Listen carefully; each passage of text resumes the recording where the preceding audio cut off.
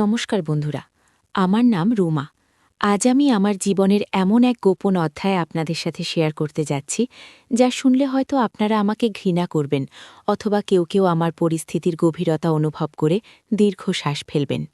একটি সাধারণ সাজানো সংসার কিভাবে এক মুহূর্তের ফুল আর আবেগে বশবর্তী হয়ে নিষিদ্ধ পথে মোড় নেয়, এ গল্প তারই সাক্ষী। গল্পটি শুরু করার আগে আপনাদের কাছে ছোট্ট অনুরোধ, আপনারা যদি আমাদের চ্যানেলে নতুন হয়ে থাকেন তবে এখনই সাবস্ক্রাইব করে বেল বাটনটি অন করে দিন, আর যারা অলরেডি আছেন তারা লাইক দিয়ে আমার এই গোপন জবানবন্দি শুনতে থাকুন। আমার স্বামী রাশিদ চৌধুরী শহরের নামকরা বিজনেসম্যান। টাকার অভাব আমাদের সংসারে কোনোদিন ছিল না। বিশাল ডুপ্লেক্স বাড়ি, গাড়ি, গয়না সবই ছিল আমার, কিন্তু যেটা ছিল না সেটা হলো রাশেদের সময়। বিয়ের প্রথম ২-১ বছর সব ঠিকঠাক থাকলেও ব্যবসার পরিধি বাড়ার সাথে সাথে রাশেদ যেন আমার জীবন থেকে হারিয়ে যেতে লাগল।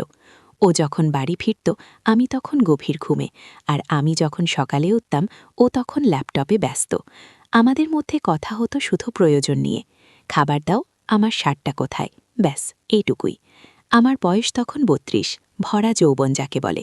আয়নার সামনে দাঁড়ালে নিজের দিকে তাকিয়ে নিজেরই কষ্ট হতো। এই রূপ, এই শরীর কার জন্য সাজিয়ে রাখছি? আমার একাকিত্বের সঙ্গী ছিল শুধু এই বিশাল বাড়িটার ৪ দেয়াল।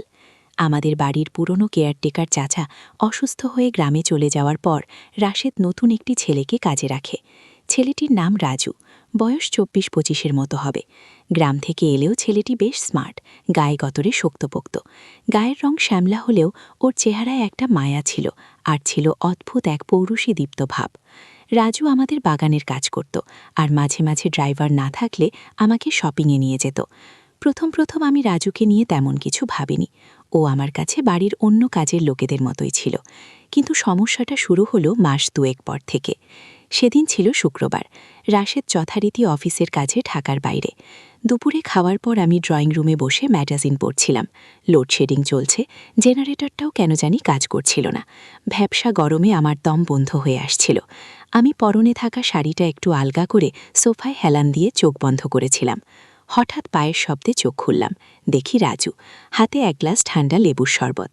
ম্যাম, কারেন্ট নাই, আপনি ঘেমে গেছেন, তাই শরবতটা বানালাম, রাজু বলল। ওর গলার স্বরে কেমন যেন একটা জড়তা ছিল। আমি গ্লাসটা নেওয়ার জন্য হাত বাড়ালাম।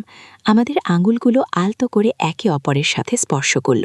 বিদ্যুৎ চমকানোর মতো একটা শিহরণ আমার শরীর দিয়ে বয়ে গেল। আমি দ্রুত হাত সরিয়ে নিলাম, কিন্তু রাজুর চোখের দিকে তাকাতে গিয়ে আটকে গেলাম। ও আমার দিকে তাকিয়েছিল, কিন্তু সে তাকানো সাধারণ কাজের ছেলের মতো মাথা নিচু করে তাকানো নয়। ওর দৃষ্টি ছিল সরাসরি আমার গলার কাছে, যেখানে ঘাম জমে চকচক করছিল। আমি ধমক দিতে পারতাম, কিন্তু দিলাম না, বরং আমার নিজেরই বুকের ভেতরটা কেমন যেন ধক করে উঠল। আমি শরবতটা খেয়ে বললাম, গ্লাসটা রেখে যাও। রাজু চলে গেল না, ও দাঁড়িয়ে রইল। কিছু বলবে? আমি জিজ্ঞেস করলাম। রাজু একটু ইতস্তত করে বলল, ম্যাম, আপনি খুব সুন্দর, স্যার যে কেন আপনাকে সময় দেয় না আমি বুঝি না। ওর কথা শুনে আমি স্তব্ধ হয়ে গেলাম। এত বড় সাহস, একটা কাজের ছেলা হয়ে বাড়ির গিন্নির সম্পর্কে এই কথা! কিন্তু অদ্ভুতভাবে আমার রাগ হলো না, বরং দীর্ঘদিন পর কোনো পুরুষের মুখে নিজের প্রশংসা শুনে আমার তৃষ্ণার্ত মনটা যেন নিচে উঠল।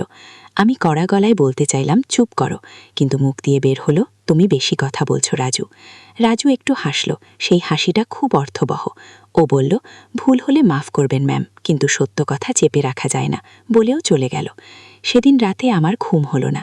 রাজুর ওই দৃষ্টি, ওই কথাগুলো বারবার মনে হতে লাগলো। আমি বুঝতে পারছিলাম আমি এক ভয়ঙ্কর ভুলের দিকে পা বাড়াচ্ছি, কিন্তু নিজেকে আটকাতে পারছিলাম না।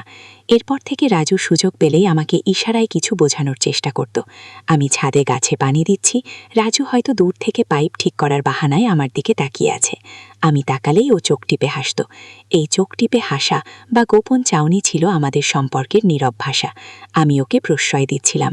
আমার একাকিত্ব আমাকে দুর্বল করে দিয়েছিল। ঘটনা মোড় নিল এক বৃষ্টি ভেজা বিকেলে। মুষলধারে বৃষ্টি হচ্ছে। বাড়িতে আমি আর রাজু ছাড়া কেউ নেই। কাজের মাসি আগেই চলে গেছে।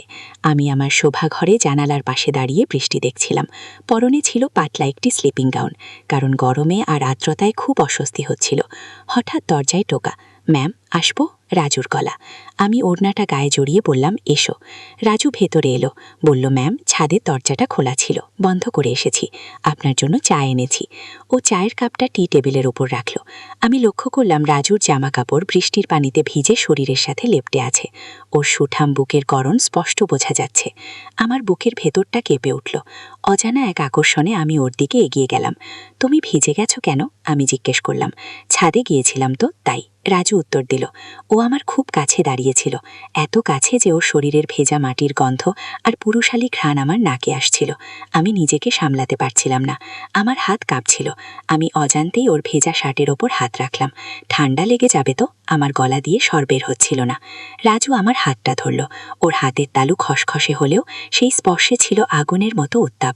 ও ফিসফিস করে বলল, ম্যাম আমি জানি আপনিও এটা চান, স্যার আপনাকে দেখে না, কিন্তু আমি আপনাকে সারাক্ষণ দেখি। আপনার ওই চোখের দিকে তাকালে আমি নিজেকে ঠিক রাখতে পারি না। আমি কোনো প্রতিবাদ করতে পারলাম না।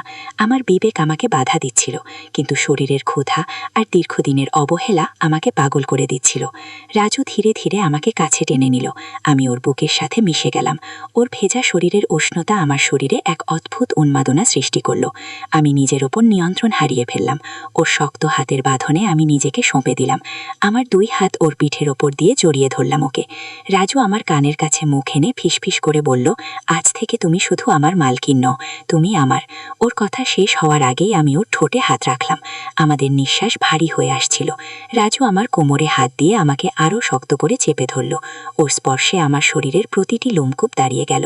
ও যখন আমার গলার ভাঁজে মুখ ডুবিয়ে দিল, তখন আমার মনে হলো আমি যেন কোনো এক গভীর অতল গহ্বরে তলিয়ে যাচ্ছি।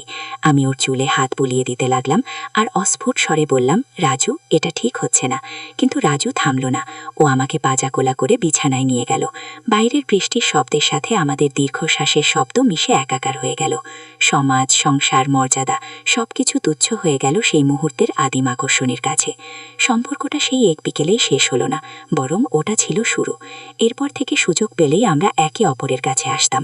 রাজু আমাকে ব্ল্যাকমেল করতো না ঠিকই, কিন্তু ও ইমোশনালি আমাকে আটকে ফেলেছিল। ও বলতো, তুমি আমাকে তাড়িয়ে দিলে আমি মরে যাব ম্যাম। আমিও ওকে ছাড়া থাকতে পারছিলাম না। কখনো রান্নাঘরে, কখনো বা ছাদে আমাদের এই লুকোচুরি খেলা চলতে থাকলো। রাশেদ কিছুই জানতে পারল না। ও তো ব্যস্ত ওর টাকা আর ব্যবসা নিয়ে, আর আমি জড়িয়ে পড়লাম এক নিষিদ্ধ নেশায়, যার পরিণাম আমি জানি না। কিন্তু এই মুহূর্তে রাজুর ওই বলিষ্ঠ বাহুবন্ধনই আমার কাছে একমাত্র সত্য। বন্ধুরা, এই ছিল আমার জীবনের গোপন গল্প।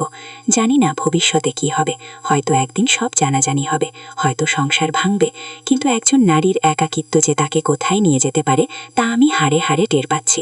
আপনাদের কি মনে হয়, আমার কি উচিত সব ছেড়ে ফিরে আসা, নাকি নিজের সুখের জন্য এই সম্পর্ক চালিয়ে যাওয়া? কমেন্ট করে অবশ্যই জানাবেন।